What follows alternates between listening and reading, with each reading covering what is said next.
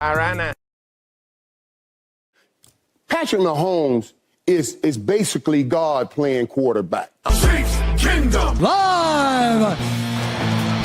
They want it. They want it. And when it's grim, be the Grim Reaper. Go get it.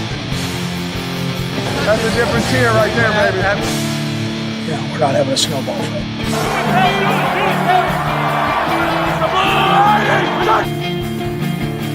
He'll get handled when he gets handled.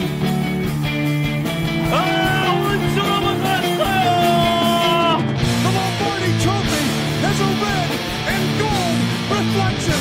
Touchdown! Kansas City! One of the greatest duos in the history of the National Football League. Patrick Mahomes to Travis Kelce. Do it live! Let's go! You gotta fight for your right to party! Let's go! Howdy, Chiefs Kingdom. It's Wednesday. It's 8 o'clock. It's Chiefs Kingdom Live. Thank you so much for joining us. As always, real quick, if you wouldn't mind, before you forget, make sure you click or tap that like and click or tap that subscribe button. Maybe tell a friend, tell a family member, tell a Chiefs fan. Help spread the word. We sure appreciate that. We got a good show lined up for you tonight. Chiefs announced the training camp schedule. Less than 30 days away. And then right after that is preseason Chiefs football. We'll be back our Sundays, that empty void. Although the Chiefs hardly play on Sunday anymore, it seems like. So we'll talk about training camp. Travis Kelce, there's been a lot of talk in the offseason about him and what to expect out of him and if this is his last year or not. So we put out our poll on social media. We're going to talk about that. Maybe some contract talk with some people. Trey Smith still hasn't signed a contract. Do we think there might be trouble there? Anything you want to talk about? Throw up a question or a topic or a comment there in the chat. Looks like the chat's filling up. Good to see y'all in there. Before we get into this, fellas, how we doing tonight? Nick, you doing good? Yeah, dude. I heard Travis Kelce lost 275 pounds in the offseason. So, he's gonna be. He shedded a whole Travis Kelce. Yeah. Right. No, I'm good, man. I'm good. Just enjoying the summer weather here a little bit. As long as I'm in air conditioning, and otherwise I'm good. How are you, Bo? Yeah, same. It went from winter to summer here. The spring was non-existent. It's 92 and just roasting here. I gotta call out this guy in our chat, Alka Hooligan. Hey, cheers to that name. That's a great name right there. But no, doing great. Scotty, how you doing, man? Welcome to CCAL. I'm doing real well. Doing well. Just excited about training camp. Excited about football season getting closer. Never wish summer away. So Chiefs put out their training camp schedule. It starts in July. Goes through the beginning and middle of August there.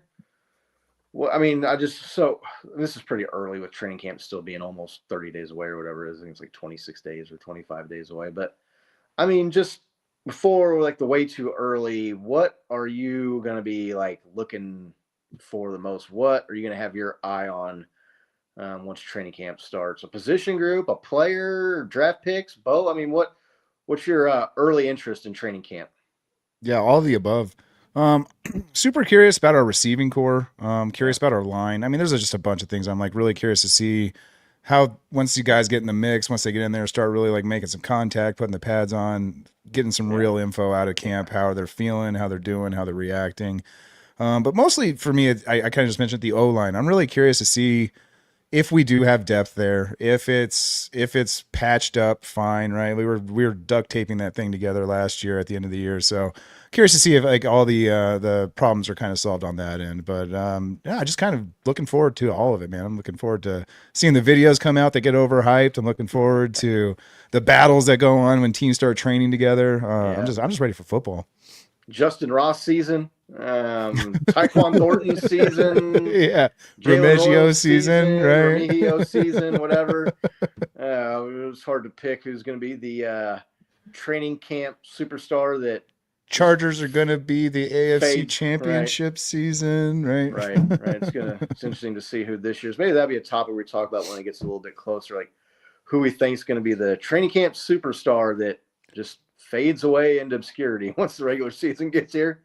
Nick, I mean, what in particular you think you'll have your eye on? Again, it's a few weeks away, so I mean, you can change your mind. Maybe we'll talk about it more once it gets closer. But I mean, just like right now, first thoughts seeing the training camp schedule. What are you gonna most looking forward most to seeing?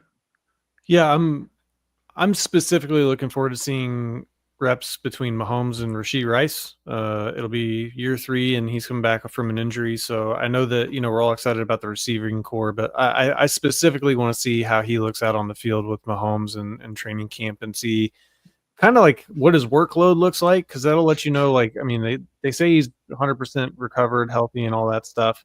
But I also, am just wondering, like, with the suspension looming, potential suspension looming, and all that stuff, like what, like I think the amount of reps they give him may indicate what they feel is going to happen with him this season. So, yeah, that's fair. I think to me, like the biggest thing I'm going to look for, this is kind of like piggybacking off of what Bo said, but the offensive line, the left tackle position, if Josh Simmons is fully healthy and ready to go for training camp, he's coming in.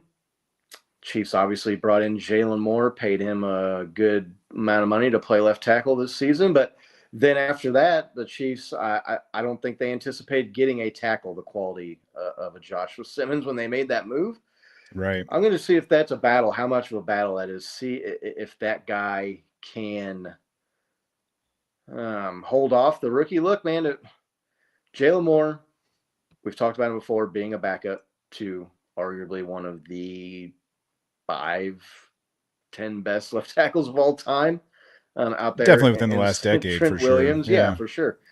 A guy the Chiefs tried to get a few years ago and were close to getting, and he chose to stay in Florida, in the San Francisco 49ers in the Bay Area, which turned out to be a bad decision Super Bowl wise, but he got payday. I mean, we got payday here, and he could have had rings, but so Jalen Moore could be a fine player. No disrespect to him, but I mean, I got to think Joshua Simmons, the way people raved about him, and we're talking about maybe he's the best left tackle prospect in this draft, the ceiling's got to be higher for him.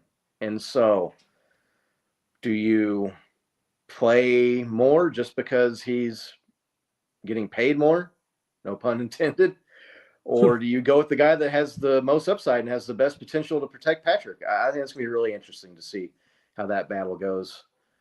Scotty, I almost trolled you by bringing that up because I've been so like agnostic about what's going on with him. Be like, oh man, I'm just wondering how many reps he's going to get. But I leave it for you.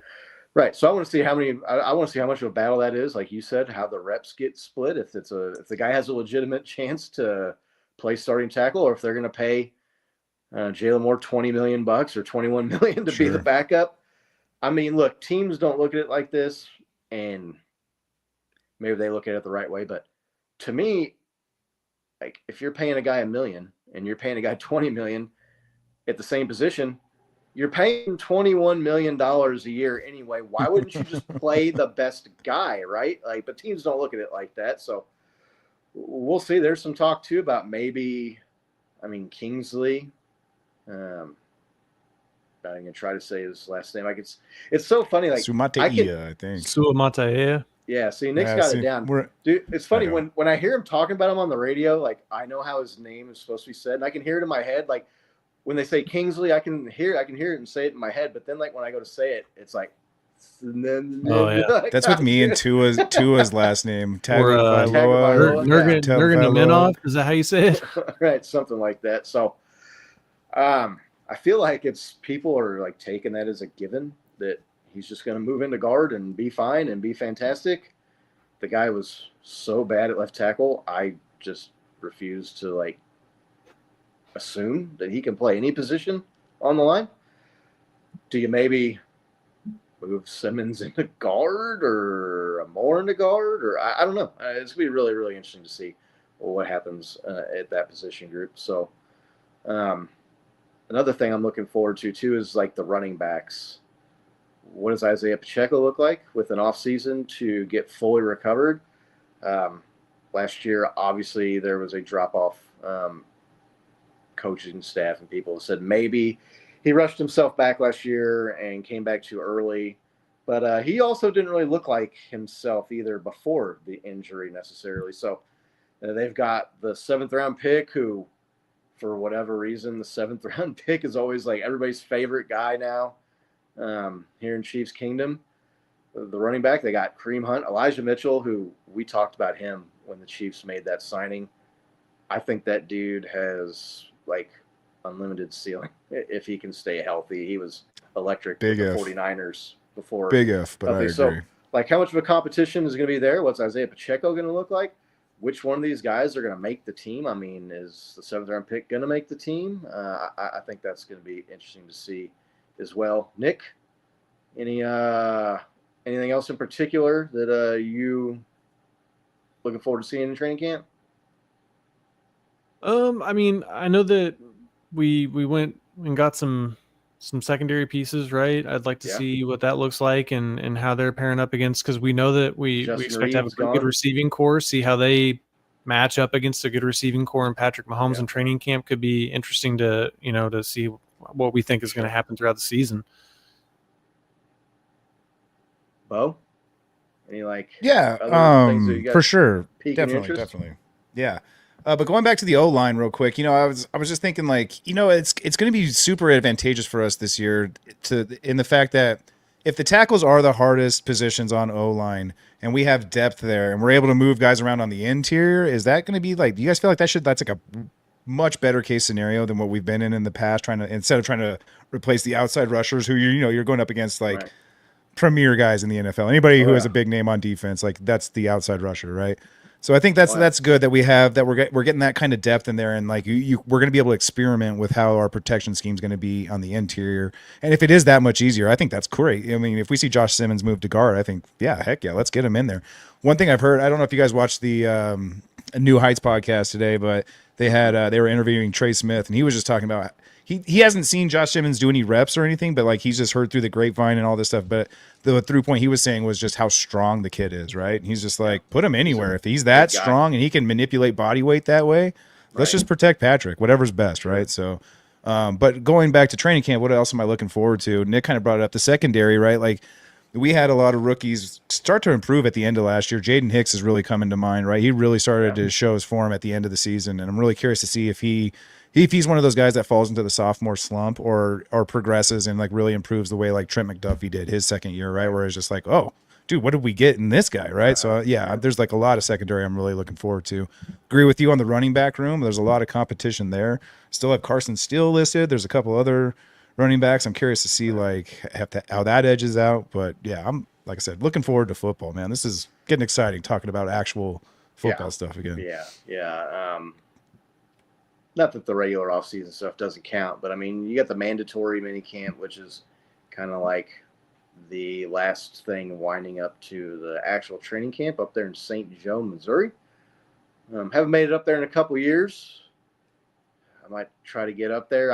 I got the email. I saw the email one day late, so I missed out on the season ticket window there to pancake breakfast for us, Scotty. I don't know. They still got season ticket member day, but I think even last year now there's so many season ticket members. I think even it got booked up early. So of course I didn't, just the one day I didn't check my email or whatever, right? Didn't see anything say about social media, and I look on there, it's tickets can be reserved early for season ticket members on Tuesday, the July 22nd or 23rd, and I was shit, that was yesterday. I saw the email day late, but I don't know, man. It's so packed up there.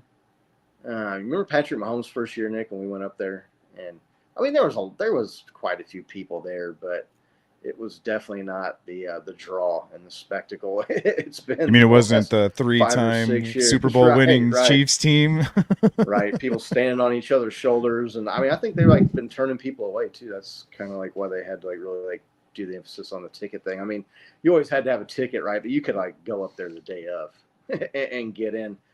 Definitely like that there. Big Doug giving a shout out to his Oklahoma City Thunder. Congrats, Thunder, the championship. That's huge. NBA Finals champs.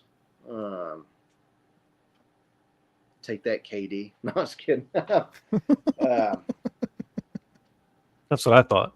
KD couldn't get it done there, right? And anyway, sold out. So. To Golden State. maybe we'll talk about that a little bit more here at the end. We put a post up on X.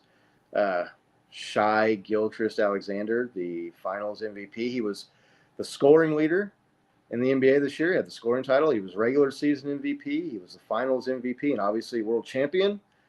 But I was like, who does that remind us of? That's like a Patrick Mahomes season right there, right? A regular season MVP, Super Bowl MVP, world champion. There were some folks out there that thought that was disrespectful to Patrick for some reason to compare him to a guy who had one of the 3 or 4 best individual seasons in NBA history. But yeah, congratulations, Big Doug down there in Oklahoma. That's like their only professional franchise, right? I mean, a lot of people would argue OU, right? Oklahoma Sooners is almost like a professional. I think the Sooners have been team paying down there. players for a long time, man. Right, there you go. So Allegedly. Don't cashing say in. Oklahoma got 1 pro team and already got a ring, so good for them. That's cool. Yes, I don't know if I'll make it up to a training camp or not this year, but it's exciting. And you go up there and you can get the autographs and check out the players. We'll kind of shoot the breeze deal with. Nick and I went up there one year, and Chris Jones came over there and was kind of talking to us and the group of people we were around. So really good to see like the young fans to the kids. They love like going up there, right? You see Patrick Mahomes, like you see him in the game, but man, when you go to practice, like especially if you get there early, like they're right there, man. Like you are right there with the players. So Scotty's being kind here. So we were there, and like I was like, well, there's like a lot of people. Like let's go over here and like see who comes over there, right? And so we go over there, and like we're standing there, and dude, Chris Jones walking right towards us, and then walks like right past us, coming over here. He's coming like right over here. 10 yards away from us, and then shit, he's Austin right there. Ryder comes up, right? The center. And it's like the offensive line is important, but they're not like the dude that you want to get like meet and get the autograph from. And then Patrick Mahomes walks right to where we were standing before when I told us to move, start signing autographs, and I was just like, I'm sorry, Scott. Yeah. I fucked that one up. That's all right. We were right there in the scrum by Yeah, it was cool. Kelsey and Austin Ryder and those guys. That was Chris Jones's first contract right negotiation phase that year. Yeah, that was he was up and coming star at that point, right? And now he's a wily veteran. So yeah, I don't know if I'll make it up there or not, but usually a good time.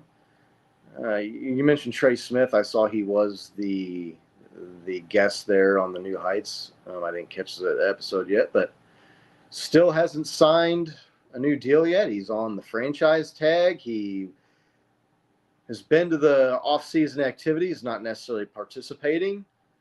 We don't anticipate any issues there with him not getting a deal done or having. I mean, he signed the franchise tag, so I mean, Nick, you think there's like any stormy waters ahead with that, or we're going to find out here pretty soon that they come to an agreement and he's ready in there and we'll be practicing training camp? I mean, all the indications are positive, right? I mean, he's at training camp and the OTAs and all that stuff, and like he's on the Kelsey's podcast, and I mean, like I think that everything is looking like it's proceeding as you'd hope. Chris Jones, very comically was like, when they talked to him about it, he's like, yeah, it's like, don't take any advice from me on how to do that.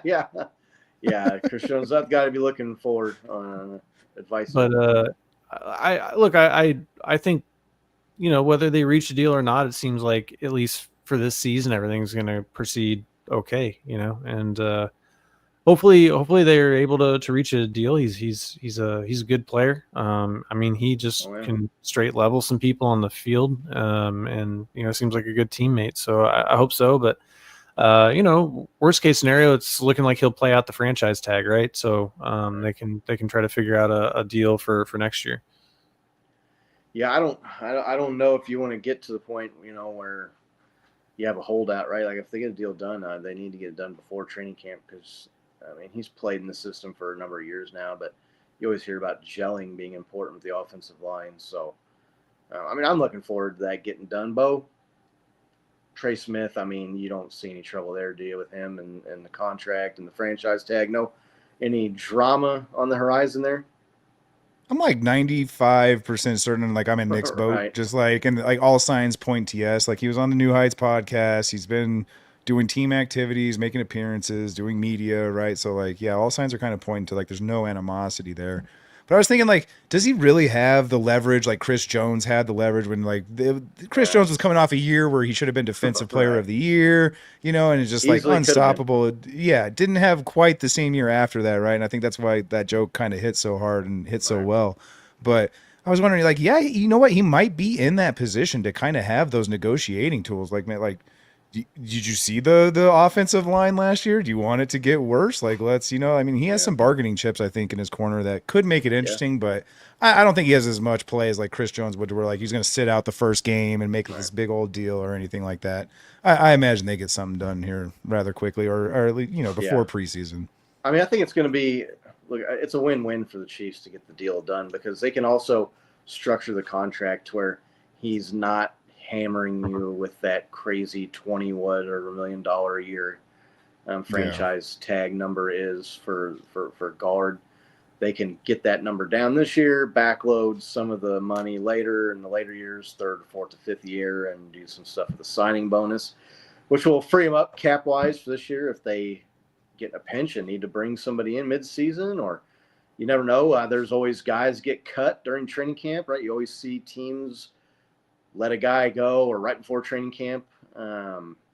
Maybe that gives you an opportunity to improve there. So, yeah, I think it's one of those things where it's a win-win for the team to get it done and for Trey Smith to get it done. So I think you see a deal before training camp, and he's here ready to rock and roll. I definitely don't think you see him sitting in the stands with Guido and Sal week one, like Chris Jones. Yeah, exactly. Doing, against the Lions. I remember that was like one of the strangest things ever. Like Nick and I were at that game against the Lions. Yeah. And They kept cutting to Chris Jones like he was Taylor Swift, just like every other shot, just shot at Chris Jones and then back to the play. Shot at Chris Jones, back to the play. Right. He was watching the defense get gouged too, and he was able to make his money back up, most of it. I think the team gave him incentives, and famously they played him in that last game so he could get that. Was it a half a sack or one sack to get the $1 million bonus? Yes, He basically just got the money back that he forfeited by sitting out training camp in the first game of the year. So, and they won the Super Bowl that year. So, and they won the Super Bowl that year. So, be interesting to see there. Travis Kelce, talking about training camp.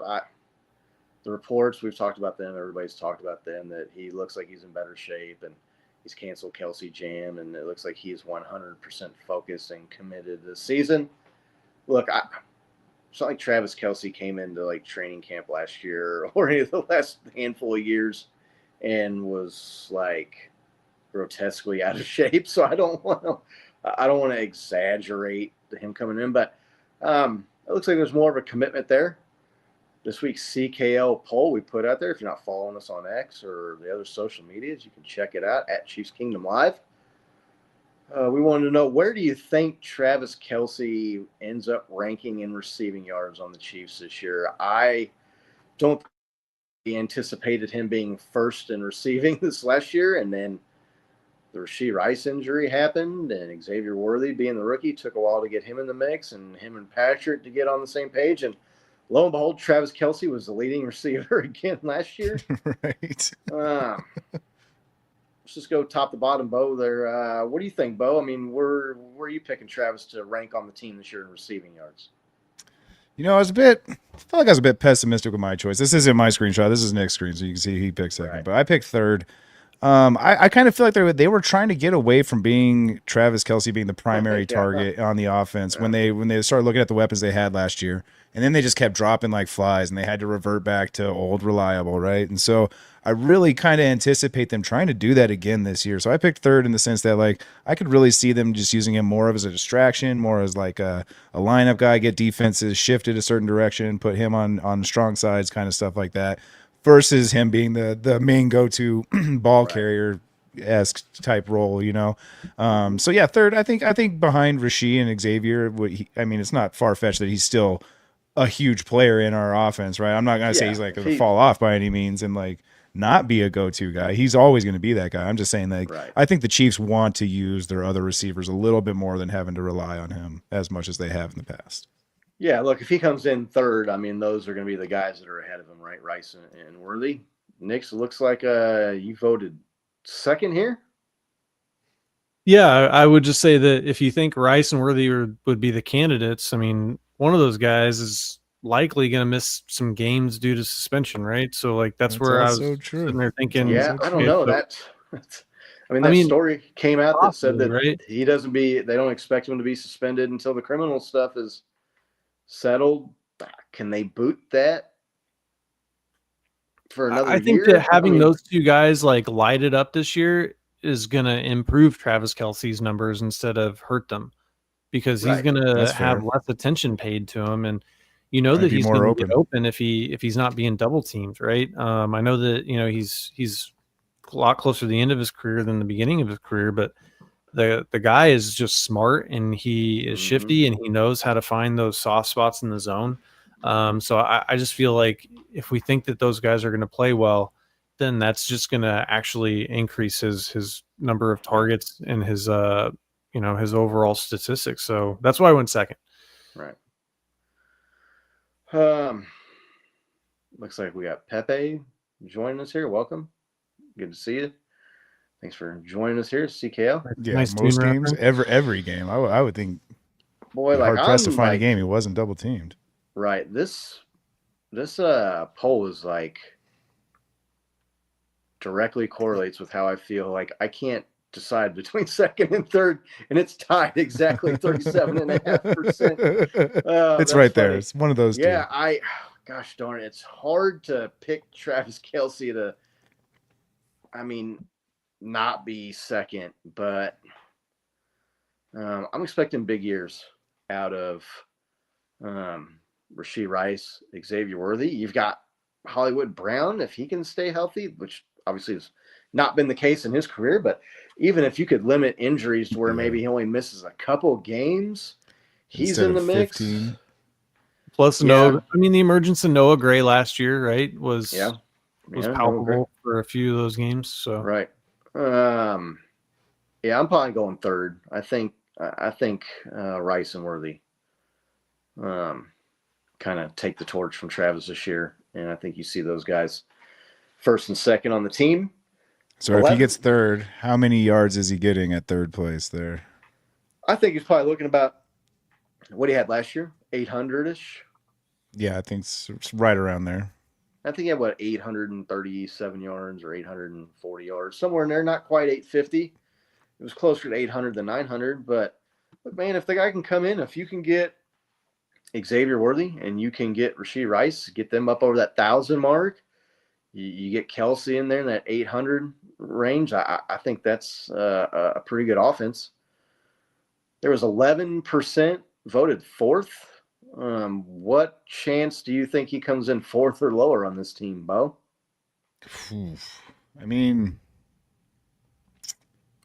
I think that kind of like you were kind of hammering around like what depends on that situation to be is if if everybody stays healthy, right? Like including him.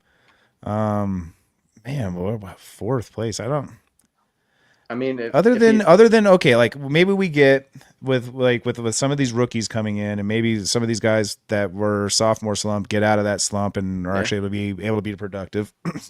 Sky Moore was a 2-year sophomore slump, but like he's still on the team. But if maybe one of these guys has a breakout year or something, right? And you're actually able to have a high flying offense where you don't have to rely on your tight end, a la most teams in the NFL, right? Like, what's the average yardage a tight end gets in the NFL? Like 300-400 yards, and we have Travis Kelce breaking the century mark almost year after year, and even like at 800 yards, even when he has like 800 yards, he's like 300 yards over the next tight end, which is usually like a really good tight end, like Mark Andrews or something, And so it's just like, if we get back to that high flying offense, and spreading it out like the Legion of Zoom type of offense, I could see him having less yards, but like as Pepe was pointing out, but more touchdowns for sure. It looks like Pepe is thinking Kelce has less yards but more touchdowns. I'd take that. Touchdowns are where it's at anyway. He had a little bit of a slow year on touchdowns last year anyway, so. I think maybe you could see him regress back or progress to the mean in that situation. Nick, chances he finishes 4th or lower? I mean, and if he did, like, what 3 people or 4 people are going to be ahead of Travis Kelce? Yeah, I'm just going to assume that he's going to play the whole year, right? I would say that I would put it at less than 25% that he's going to be 4th. The only way that it happens is if they literally are pitch counting him and he just doesn't get as many reps, right? Because they're saving him towards the end of the season, and they're saying, well, we're going to put Gray out there more and we're going to save you for the postseason, because that if he's out on the field, right, that like the link between him and Mahomes is so strong that Patrick's going to keep looking for him and he's going to keep finding ways to get him the ball. Like, I just feel like that's a given as long as he's on the team. So I would say that, I mean, in 25% to me, like maybe even high, but I would just put it there because I think that they might be thinking, okay, let's get through the season. We've got a decent receiving core now, so we can like take a step back on the number of reps he's getting out on the field so that he's more fresh when we really need him in January. So, right. And you kind of heard the whispers last year that it was like, okay, we're going to try and keep Travis not as involved maybe early on and try to keep him fresh for the end of the year. Right. And that plan went to hell in week 4, basically. So looks like Pepe's getting his prediction in. Rice, Worthy, Kelce, Hollywood. That's what I'm thinking. That's pretty good. I mean, Nick, if Kelce goes in at 2, what's his yardage for being number 2 receiver? I'm guessing in the 900s. Maybe he could hit that 1,000 mark. I mean, he's done it more often than not. Now I know that he slumped a little bit last year for his statistics, not as a tight end. He was still up there as far as overall tight ends. But I really do think that, like, if we have a season with the receiving core that we think we're going to have, you're probably looking at close to or even over 5,000 yards passing again for Patrick Mahomes, right? Yeah. Like with the weapons that he has, like if they perform how they can perform, and so there's gonna be enough at bats for him to get 950 to 1,000 yards. Right. Yeah, I would like to see Rice and Worthy both get over 1,000. I think if you can get that going on, I think you, like you said, you can get Patrick back up over that 5K mark. That's what the plan was last year, I think, was to air it out, right? And get the high flying offense up and going, and injuries, like we talked about, derailed that. I mean, even with the injuries, they tried. They're rebooting really that plan, right? And Xavier Worthy, we saw the way he came on at the end of last year and into the postseason, and we saw what Rashee Rice was doing before he got hurt last year, and by all accounts and what you've seen on the Chiefs' social media and in the news, he looks really good. He looks healthy. He looks like he's going to be back, ready to go. So, Nick, you mentioned Noah Gray. Is there – you give him any chance, much of a chance, no chance taking the torch and maybe outgaining Travis this year? Man, I have a hard time seeing it. I just haven't seen him step up into that role where you think he's he's had a couple of good games, but I mean, we've seen, Chiefs in the past that have done that, but not been able to do it consistently. Like wide receiver wise, we saw Sammy Watkins have like a 200-yard game, right? But then you kind of disappear. And I think that that's kind of the way that I see Noah Gray in this offense, is that he'll be featured in some weeks, but then I don't see him being like, as long as Kelce's on the team, the guy that they're going to, predominantly. Maybe I'm stuck in the past thinking, the way that things used to be for the Chiefs with Travis Kelce, but I still feel like he didn't regress like so much last year that, I see them like having him be the guy, the second, tight end on the team. So, right. Bo, I mean, you think there's much of a chance that Noah Gray takes over as tight end 1 on this team? No, I'm going to go with the no chance option on that one, right? Yeah. I think what makes Travis Kelce so special is like his ability and his feel for the game allows him to extend plays just as much as like Patrick Mahomes does. I know Patrick Mahomes does it a little bit more because he gets the ball every play, right? So he gets the opportunity to do it. But he has that same feel for the game where, like, if he knows Patrick Mahomes is going to extend that play, he's extending the play immediately as well, and he knows where to be, how to do it, how to juke guys, get the yak, get more open than any tight end I've ever seen play this game, and just be in the right position at the right time. I kind of look at Gray as being more like that J-Watt kind of figure. I mean, I know we lost J-Watt, but like he's really sure-handed and just kind of being that clutch guy who can like be in the right position to make the catch. But he's not going to be like the Kelsey who like makes the catch or like extends the play with Mahomes to like extend the entire play and make the whole third and whatever long third and short play that Kelsey's known for. You know, I think he's just going to be more of that like sure-handed guy. Like if you need to get to him, he can get there, but he's not going to be the guy that's extending plays with you. He's not going to be the guy beating defenses, reading defenses, calling it out like, hey, they'd run that again, just throw it down the inside hash, right? I don't think his acumen's quite right there. No, but I mean, again, I could be with Nick. I could just be like pattern recognition going off the past. I mean, it could happen, but I just didn't see enough of it last year for him to be like that. I see him more of like a Jay Watt role, just more like a Gray does kind of have that, like, to use a basketball term, like that sixth man, like, right, like the first guy off the bench kind of feel where he can come in and have impact plays, but he's just not quite there to be like the starter.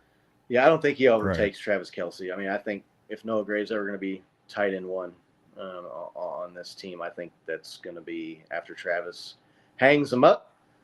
Noah Gray got a new contract last year, right? Extension. So he's going to be around for a while. I think maybe in the next year or two, although Travis last week, we talked about it on last week's show.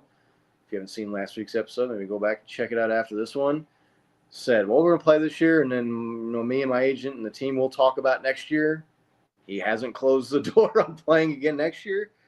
I think that if he's committed and focused and is taking, the steps that he needs to take, I think he can play again next year. So I think Pepe's onto it, though. There, I mean, if I was going to rank like the top 4 guys this year, I think I would go with that: Rice, Worthy, Travis, and then Hollywood Brown. I don't know that. I mean, Jalen Royals and some of these rookies and the younger receivers, the Tyquan Thornton, he's been flashing in the offseason stuff so far this year, but I think, yes, he's going to be returning kicks more than getting passes from Mahomes this year, I bet. Right. Yeah, that's a safe bet. I would make that bet.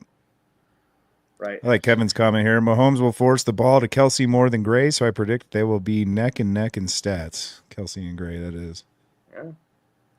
Kevin thinking old Noah Gray might be nipping it the GOAT's heels here this year, huh? Yeah, I can see it happening.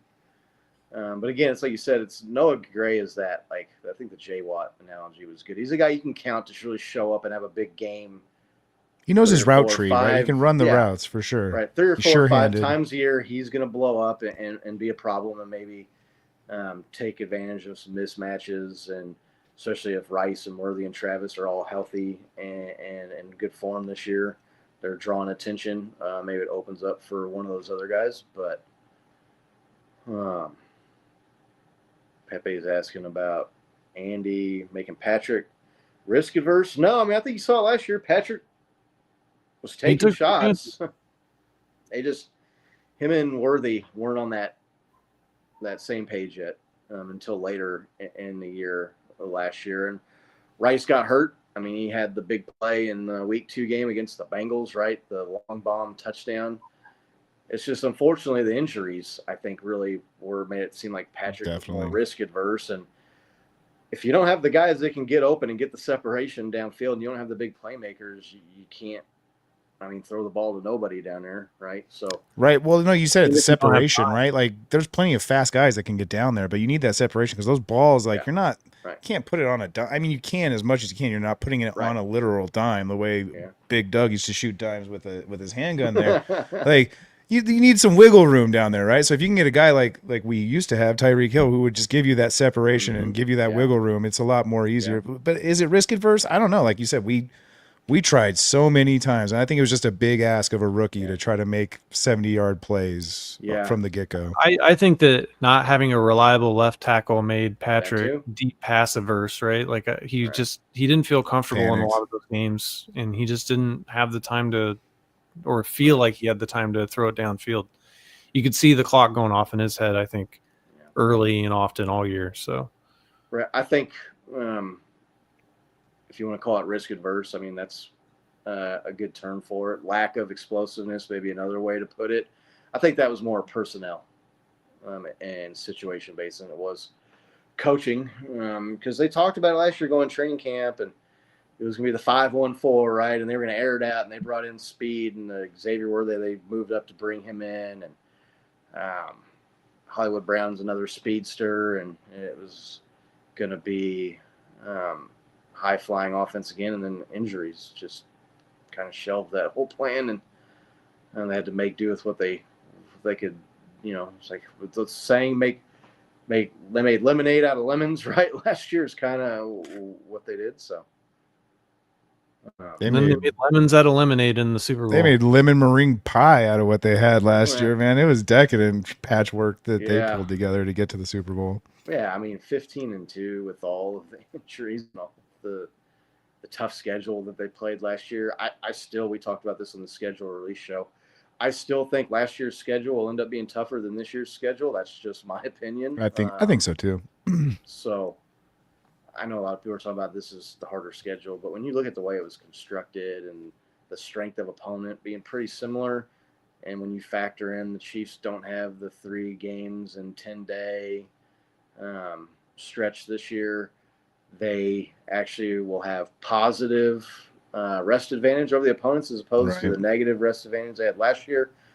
I think this offense is poised and seems poised to really come out and kick some ass this year. And last year it seemed way like better than last year's team, man. Like, yeah. Go ahead, Bo. Last year it kind of seemed like with the schedule, right? Like we were pretty accurate with the forecast in the beginning of the season. They're like, oh, look at this light back end of the season we had, and it turned out those teams got their shit together, and we just had like this grueling season all season. We were winning games by this much, and like brought in that whole controversy with the refs and whatnot. So like, I think this year is going to be much easier schedule wise. Yeah. I think the close 1-score games you saw this year were a product of the injuries and the lack of the playmakers being hurt. Another great name entry dropping into our show tonight, Captain Insano. Let's open up a can of whoop ass to you, sir. Right, there we go. Good to see you. Appreciate you swinging by. Welcome, Captain to Insano shows no mercy. Yeah, Big Doug talking about Colin Cowherd. I saw Chris Brockman on Rich Eisen's show was saying the dynasty was dead, bro. What? I mean. Oh, there you go. I mean, you figure that comes from a Patriots fan. Oh, okay. Okay. You know what? See, I thought that that profile picture, it did look Texas familiar. Tech, it looked familiar, but it's super small on my phone screen here. Old supply chain coming with the heat this year. I like it, Captain Insano. I'm trying to remember. Is that Houston Rockets or was that Texas Tech? I'm trying to remember what the picture is. The basketball court there with the flamethrowers. It's too little on my screen. It's good to see you. Welcome. Hope you've been doing good. Laney says, will the referees be better this year? Oof. Oh, you got the swag? Nice. Oh, he still has the swag. Yeah. Laney, sorry, we've got a lot of comments come through. Will the referees be better this year? I mean, I hope not. They won us like 15 games last year. So. Right. Yeah. Could they be better? Yeah. Give us more. We could win 17 games with them. Maybe cover some of the spreads in those games. Maybe that could be better. Cowherd is a dork. I did see Rich Eisen. It looks like he's learned his lesson from past mistakes, doubting the Chiefs. He picked them to go 15-2 again this year, resting the last game. He was going through, and he's got the Chiefs starting like 9-0 until they go to the Bills. And then he's like, they always lose that game in the regular season, and you could tell it was just irritating the shit out of the other guys, like on the show, that he was going through it game by game, and he's like, and they're going to win that game, and they're going to win this game, and then the Commanders are going to come to Arrowhead, and the Chiefs are going to win that game, and then the so-and-so, they're going to go on the road to play this team, and they're going to win that game, and you could just see the other guys on the set just like biting their tongues, like, seething, so irritating. Dude, I love it because I've been there before, right? When when they were, this was 10 years ago, 15 years ago, talking about the Patriots. The Patriots are going to win again. And you're just like, God. No, I'm not. I'm picking them to lose this year. It can't be. This roulette table can't land on black 13 times in a row. I'm betting red. what was it? The Chiefs. Remember when they whooped up on the Patriots on Monday Night Football? Smoked them, and is this the end of the Patriots? Oh, yeah. This is the end of the Patriots dynasty, and Tom Brady's washed. The Cincinnati Bill game, Belichick's right? done, yeah, and then it turned out to be not so much. I think Tom Brady went on to win 2 more Super Bowls after that. So wasn't it the year we only won like 3 games or 4 games too when we beat up on no, them? they were pretty good that year. Was that Alex Smith's first year? I have to go back. Might have been. I think that was Alex Smith's first year. I was at that game. I'm going too far back. That was back in the drinking days, so the memory is a little fuzzy. I do remember that was Monday Night Football, and then the Royals played the next night in the epic AL wildcard game. 2014, right? That would have been Alex Smith's first year. Maybe someone can fact check me there 13. on that. I think I think it was 2014. I'm pretty sure. Yeah, 13 or 14. They beat him like 37-10 or something like that. Just smoked him. Pepe's asking, how much will Brashard Smith be involved this year? The wheel route should be there every game. I could see him taking that P. Ryan roll over real quick, right? Yeah. We talked about that. Rookies' pass protection usually is like the biggest hurdle to them getting on the field regularly, especially a guy who is a pass catching threat like that to be in the field on third downs. But it's a crowded running back room. And really is. We talked about back earlier at the beginning of the show, talking about like who's going to make the team, and is Elijah Mitchell going to stay healthy? And he's got the most upside out of anybody, or he's at least shown the most, right, in a limited role. And Isaiah Pacheco, how healthy he going to be? Bo brought up Carson Steele. That's going to be an ultra competitive spot in training camp. So. That's going to be good. It's going to be exciting and fun to watch for sure. It'd be really interesting when they start breaking down the 90-man to the 55-man like real quick. You know, like start seeing like where their interests lie, whether it's going to be the running back room, the receiving core, right, or they're going to go heavy on O-line and stuff like that. Yeah.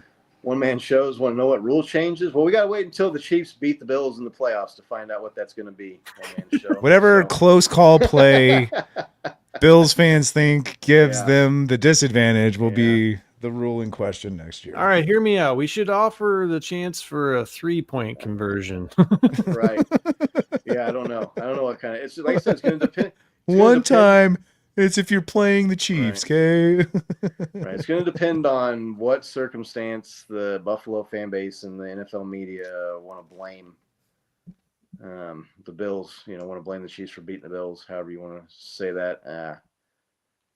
In the playoffs to go 5-0 against Josh Allen and the Bills in the playoffs. I hear you, Pepe, that he'll have to play left-handed, but ask Von Miller how that works out.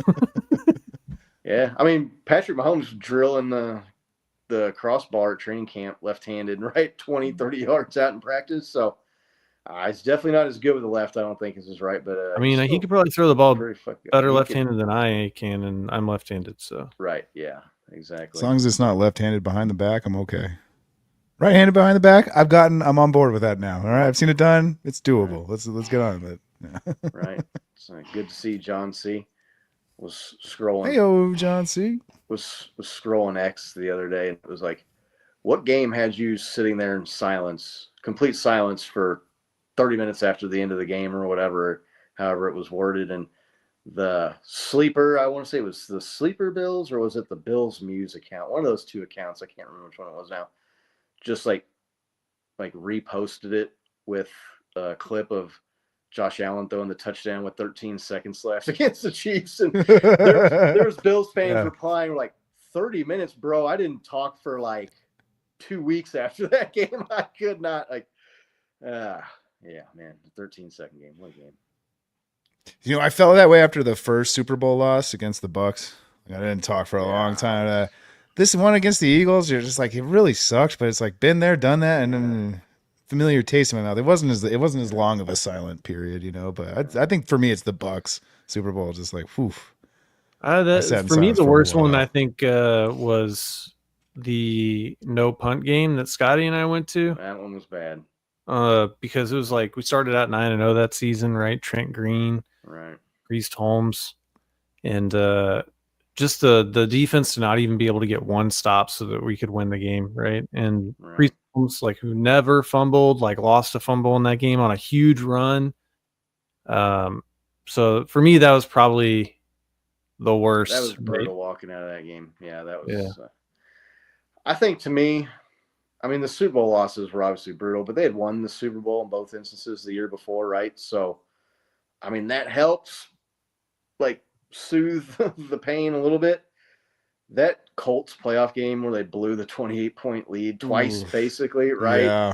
That one was brutal. I was pretty, like, stunned, silence, angry after that game. We've talked about it before. Like, watch Dumb and Dumber just happened to be on TV. Like, after the game was over, I don't think it was that same channel, but like flip channels and it was on. I remember like just sitting there watching it with some of the family, and like I don't think I laughed one time the entire movie. That's how fucking distraught we were just watching Dumb and Dumber, just like. We were Scott What's and the I matter, were Scott? Some young Philly got your heart? Like we went to that Titans game where Marcus Mariota completed a touchdown pass to himself. Ugh. And we lost that game by 1 point. The forward progress game, I think, is what we settled on for that, because that game we lost to the Colts where Chris Jones called Matt Ryan an old ass and got a penalty, and they let the Colts extend their play and go down and win. That one, I was baffled by that one. We walked out of that Titans game that I was talking about, and Scott was like, "I'm never going to another game." I was pissed, man. Ever again. I was definitely not quiet after that game. I mean, it was pure rage and anger. And then literally, it was like the home opener the next season. Scott and I went to that game, and I was like, "You literally went to the very next game." You know? But that was a tough one, because that one had the added bonus of like it was like raining ice on us the whole game, and so like that was a pretty awful playoff loss, because it wasn't even to like, it wasn't like to Andrew Luck, right? At least Andrew Luck was like, man, that guy's good. It was to the Marcus Mariota Titans, Yeah, and was at home too. We were talking about Alex Smith. That was his last year, right? That was Patrick Mahomes took over the next year. Wonder maybe like what would have happened. I think so. Wonder what would have happened maybe if they would have put Patrick in that game at halftime or something, or maybe put him in later in the game. Yeah, that's a good one. I was pretty stunned. I think the first 3 Chiefs games I went to, hurt. They lost. That was like hurt. Just like, dang it, man. Am I really gonna watch them win? I remember, yeah. Going back to that's one of those. I think maybe it was the first season you came out here. You were asking what game to come out to, and you were saying, well, the Patriots game Monday night might be a good one. Or I said, dude, like if you want your first game, man, the home opener, right? You can come out, like they do the Red Friday celebration around town or whatever. Yep. You came out and we ended up losing that game. And then I was sitting at the Monday night game where we just whipped ass on the Patriots. And I remember thinking, man, I totally fucking hosed Bo like on that deal. I definitely picked the wrong game for sure. That home opener experience was so cool. I still have the little football Jamal Charles threw me from Union Station. That was a good time. Right. That was still a good time. Yeah, absolutely. But yeah, I definitely gave you bad advice, man, on that one. Oh, come out next year. Well, they play the Colts really like mid-December. It'll be a cold game this time. Right. Come check that one out. There's this guy named Andrew Luck on the Colts. He's not that great. Whooped up on us.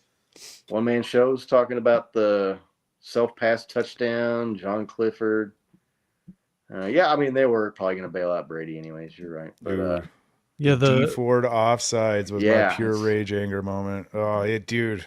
I think I blocked that out of my memory because I'm right there with you. Like, I think that one had the added bonus of like you kind of like I kind of got to feel what it was like to go to a Super Bowl for like a third of a second, and then you saw the little flag icon pop up on the screen, and you're just like, that's not gonna fucking count. I just know. I don't even know what the penalty is, but I know it's against us. Oh yeah, I knew instantly. This is how it was just like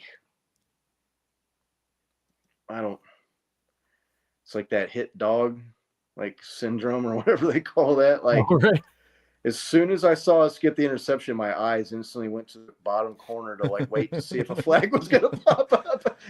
Oh, you mean my every play I watch? Right. And everybody was jumping around that I was with. Nick was there. That's what he was talking about. Felt like they were going to the Super Bowl for a second. And I was like, I wasn't like jumping for joy or nothing yet. And I was just like, oh man, that's good. That's definitely good. It was like the Bills regular season game where Travis Kelce had the fucking lateral. I was just thinking that. I was You're at like- that game. Yeah. I was at that game. And I was like, this is going to be game. amazing. Well, like Stephanie was just like, that was so incredible. My wife was there with me, and I was just like, I saw the flag on the field the whole play, and I was just like, Is that I someone's glove or recorded is it that and a we put it up flag? on our channel, Please. but I was like, I know this isn't going to count. I just Yeah, but I mean, you know, the referees always help us out, right? And win Yeah. all the games for us. So, yeah. Look, it just shows you how far we've Oh, come in all the Kadarius. success. Now, we can look back on all of the heartbreak and pain and low moments as a Chiefs fan and kind of like laugh at it now, right? We're having a good time. well, and our parents were sitting there like, yeah, remember when Jan Stinnerud missed like 100 Oh, field yeah. goals on Christmas? Yeah, the longest game in NFL history. It was on Christmas. Your right? That Hall was of Fame kicker just like misses several, game-winning, game-sealing field goals. A lot of people say too, like before this Chiefs dynasty, a lot of people are saying like that was actually the best Chiefs team too. It was that year's team was probably even better than the Super Bowl 1 and 4 teams, right? Mhm. As far as talent wise and record or whatever. So yeah, man, it's come a long way. We've suffered through a lot to reach the mountaintop, but the climb was worth it for sure. So I don't know. Any other topics? You guys, anything you want to get to or questions anybody's got in the chat there they want to ask? Anything? to bring We up? had, can Brian Cook be trusted to play single high safety? Dude. Man, listen, like No. I don't know. I don't know enough about secondary play and like Brian Cook.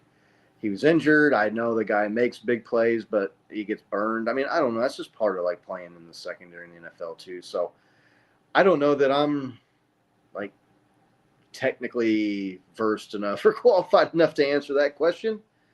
I think the Chiefs think that he can because they let Justin do Reed it. walk, and they're gonna roll into the season with basically him and Bo said his name earlier, Jaden Hicks, Jaden Hicks. Trent McDuffie. I mean, I think that's those are the two guys, right? I mean, they're the ones that have to step up and play. So, good cornerback help.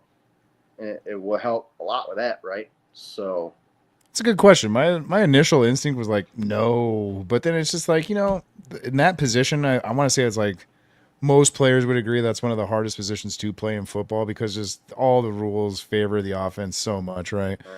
And then you learned so much from getting burned like that. That's a humbling play, right? And he wasn't the guy that let it bother him. Like he kept playing and he didn't have like the most atrocious year. He did get burned a couple times, but there was plenty of plays where he was right there breaking up plays too. So I think we see the defensive staff trust him a little bit more this year. Right. Yeah, John C. Hicks was good last year, no doubt. Sometimes it's a little bit harder though to be the man, right? Like come in and be the guy that's like counting on to be the number one guy. So I'm not saying he can't do it. I'm not saying I expect him not to be able to do it, but it's gonna be tough to say. So I wouldn't feel comfortable with him in that position for a lot of reps. Let me just put it that way. Depends Well, on which it's team also- we're playing too. yeah, I mean, there's a lot of factors go into that. I mean, listen, man, the safety. We saw this with like Dan Sorensen, right? A lot of times where he was getting burned was like, well, yeah, but he shouldn't be covering the team's number one or number two wide receiver Yeah. 35 yards downfield. So, like, look, the safety is just supposed to be the guy that like doesn't let anybody get behind him and like helps out the defense, right, and the guys in front of them. So, I mean, I think if he's just out there and being asked to do what I got that one high safety is supposed to do with good cornerback play, I think he can hold it down. I mean, I think the Chiefs feel Yeah. comfortable enough in him. I mean, they've held on to him, and I mean, he's going to take that job basically Nico, what's up, buddy? this How year. you doing, man? Yeah, we got Nico in here. What up, Nico? How do you feel about what was that? Rashard Bateman, was that the player? Yeah, I think so. That was talking about a game and was on a podcast, and he said something like, "Yeah, man, they wanted me to go out there, but I was frozen. I was way too cold. I was like, there ain't no way I'm going out there." And I'm like, and then some people like looked up the game he was talking about, and it was like 40 degrees. They're like, just wait till he sees how cold it's going to be in Cleveland in December. Like, Right. why you would ever admit to that? But anyway. All right, if you had to bet There's a on Brown Browns story wins that I saw. or points on Shadur's license for speeding tickets this year, which one is going to be the higher number? Why do you got to do our man Nico like that? He's coming in here watching the show. That's good, Nick. That was I don't know the Browns, man. Every once in a while they jump up and have one of those seasons, but I just don't see it with quarterback on that team this year. Nico, if this is true, if you're in talks with the other two, if I think I'm reading this right, and you're thinking about making a locker room rant comeback, your first episode, Please do. John V better be high as fuck on ayahuasca because he is in debt, my man. Yeah, right. Cook's Juan Thornhill, is that what he's saying? Never right after his injury? Yeah, I don't know. It might not be. Again, I don't know a lot about safety play to be saying whether or not the guy can play or not. I think the Chiefs think he can do it, so I'm gonna defer to the experts, right? Defer to the Chiefs on this one and say that he can do it. So that's good. Good point about 4 quarterbacks having 0, right? It's like starting pitching in baseball. You can never have too many starting pitchers. I don't know. Yeah. I just don't know what they're gonna do, Sorry, man. reading the Like, chat here. Yeah, no, the chat's going well. I think that's Nico. A little pissed about Chubb. Yeah. He was still, it's just at some point, like, what toll do the surgeries take, right? He's Sorry, I've been gone for like a month. I totally forgot Right. Chubb got traded. Right, he left. He's on the Texans, right? The Texans, they still got Joe Mixon, so I mean, Nick Chubb, is he gonna be the backup? Chubb Mixon combo? That supremely sounds pretty talented, dangerous. supremely talented dude. One of the best. I mean, in his prime, he had an argument that he was the best running back, right, in the NFL. Injuries, man. It's just injuries and age. That's not a good mixture. That's not a good combination, especially for a running back in the NFL. So I don't know. We'll have to see how that goes with the Nico's Browns, but I'm sure he's predicting them to win 12 or 13 games this year. So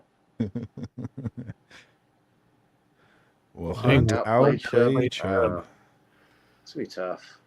You know, I'm really high on Hunt this year, giving him a full training camp, a full heads up that he's actually going to play this season. No doubt. No, like, what am I going to do this weekend? I'm not playing, you know, like, no, he's going to be committed and fully mentally in it. I think you're going to see an even more productive Hunt this year.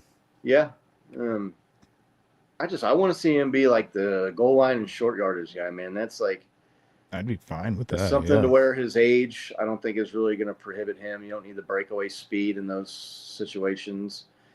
He's always been a good pass protector. He can catch the ball out of the backfield. So I'd love to see him in that like third down back goal line short 1 to 2 yard to gain guy. But I don't see. Talking about the running back position, it's going to be crowded, and it's going to be tough to make the team at running back. So. I don't know. Anything else you guys want to get on out of here, or I don't know if you have questions or anything. Save anything for next week. Save some for next week, right? Let's say back when the Chiefs used to not have like Patrick Mahomes, whatever, and they'd score like 35. Like, man, save some of those points for next week. So, what are you guys doing? Right. Really appreciate everybody who came in and watched tonight. The chat was super lively. Looks like we had some new folks join in and some old friends showing back up. We hadn't seen in a while. Alka Hooligan, that was a great name. Yeah. Supply Chain, love the new name. That was great. Love Pepe, the new thanks for stopping by, man. Always great to see all the oldies. John C, Doug, Laney, everybody. The regulars. Carol V in there. Kevin. Yeah, Carol Vogel, the regulars. So really appreciate you watching. If you haven't clicked like and haven't clicked subscribe yet, make sure you do that. It really helps out the show. Be keeping an eye We're still out. trying to for give away a Pacheco jersey. Yeah, we're yeah. almost fucking there. We're still trying to give away a Pacheco jersey if anybody wants not it. So. far away. So We need less than 100 subscriptions, right? So Send like, a link comment, share, right? Right. Send a link to all your friends and family that are Chiefs fans and tell them to subscribe to the show. Really, really appreciate everybody watching. Really look forward to doing this show every week. It's good, as always, to see you guys, Bo, Nick, gentlemen. We'll be back next week. There'll be more Chiefs news. Maybe Trey Smith will have a contract at that point. Who knows? It's never a dull moment in the NFL and here in Chiefs Kingdom. So until next week, let's go Chiefs. All right, let's Go Chiefs.